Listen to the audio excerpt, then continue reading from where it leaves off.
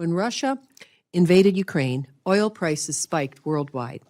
We see it again right now as President Trump's invasion of Iran has sent energy prices soaring for American consumers. Since the war began in late February, gas prices have jumped more than $1 a gallon, and the national average hit $4.12 this week. The gasoline price spike in March was the largest single-month increase on record. I really don't understand why the administration is punting in such a vital energy sector. Turning to nuclear security, we both, Chairman and I, all of us, support maintaining a safe, secure, and effective nuclear deterrent. Our world is more dangerous, not less, and Russia continues to threaten nuclear escalation as China rapidly expands its arsenal. Iran, North Korea, and other actors collaborate and pose growing risks. There is no question that if this were to become a reality, it would raise energy costs even higher for American families, even as they are struggling with a 40% increase in gas prices, over $1 a gallon on average, caused by the president's reckless war of choice with Iran. And just the other day, the president admitted with indifference that the price of gas will likely get even higher. Instead of taking any meaningful steps to bring down the soaring cost of living caused by this administration's policy, the president's budget makes the problem worse.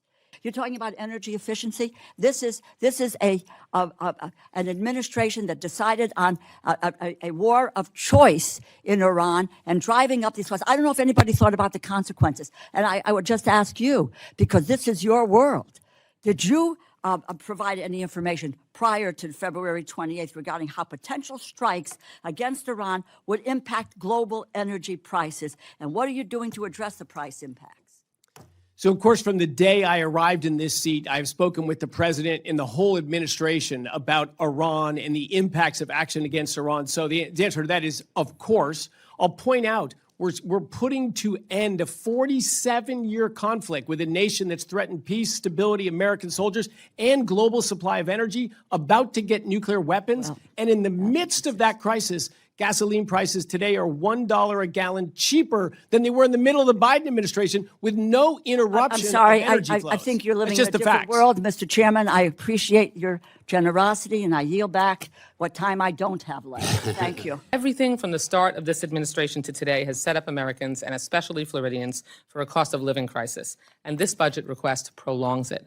You can try to blame it on Iran or anyone else, but this president and cabinet made calculated choices to inflict this high-cost chaos on Americans. Because of the big ugly law alone, electricity rates are projected to jump between 9% and 18% in the next 10 years.